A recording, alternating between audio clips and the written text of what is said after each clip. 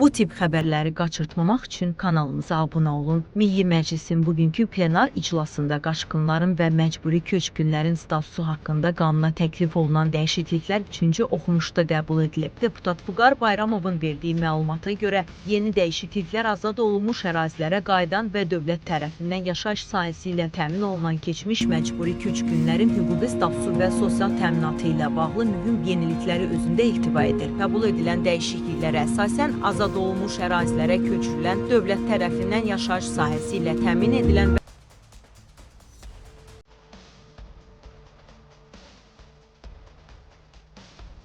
və ya dövlətin təklif etdiyi mənzildən imtina edən şəxslərin məcburi köçkün statusu ləğv ediləcək. Lakin qanunda nəzərdə tutulan yeni müddəalara əsasən həmin şəxslər statusları ləğv olunduqdan sonra da 3 il müddətində dövlət tərəfindən həyata keçirilən sosial müdafiə tədbirlərindən yararlanmağa davam edəcəklər. Hazırda keçmiş məcburi köçkünlər üçün mövcud olan sosial dəstək mexanizmləri bu müddət ərzində də qüvvədə qalacaq. Nazirlər Kabinetinin müəyyən etdiyi qaydalara əsasən məcburi köçkün statusuna və müavinət almaq hüququna malik olan ailənin hər bir üzvü üçün aylıq 60 manat məbləğində ödəniş həyata keçirilir. Bununla yanaşı keçmiş məcburi köçkün ailələrinin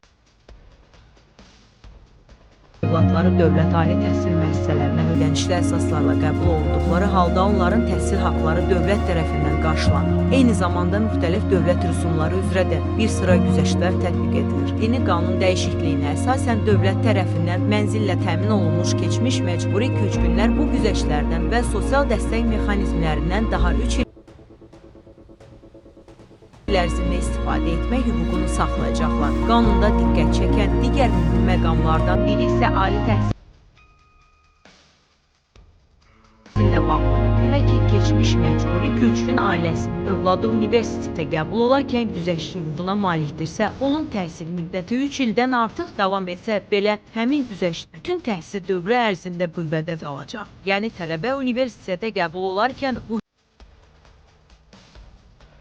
sahibdirsə, sonraki illərdə də dövlət tərəfindən müəyyən edilmiş dəstək davam etdiriləcək. Deputat Vüqar Bayramov bildirib ki, qəbul edilən son dəyişikliklər dövlətin keçmiş məcburi köçkünlərə göstərdiyi sosial dəstəyin davamlı xarakter daşıdığını nümayiş etdirir. Bu dəyişikliklər onu göstərir ki, öz doğma yurdlarına qayıdan və dövlət tərəfindən mənzillə təmin olunan vətəndaşlar müəyyən müddət ərzində sosial qayğı ilə əhatə olunmağa davam edəcəklər. Qeyd edək ki, qanuna edilən bu dəyişikliklər Milli Məclisin bugünkü plenar iclasında 3-cü oxunuşda qəbul olunub və yeni qaydaların tətbiqi ilə bağlı müvafiq prosedurlar aidiyyətli dövlət qurumları tərəfindən həyata keçiriləcək. Siz bu dəyişikliklər barədə nə düşünürsünüz? Fikirlərinizi şərh bölməsində bizimlə bölüşməyi unutmayın. Belə məlumatlandırıcı xəbərlərdən vaxtında xəbərdar olmaq üçün kanalımıza abunə olun və bildiriş zəngini aktiv etməyi unutmayın.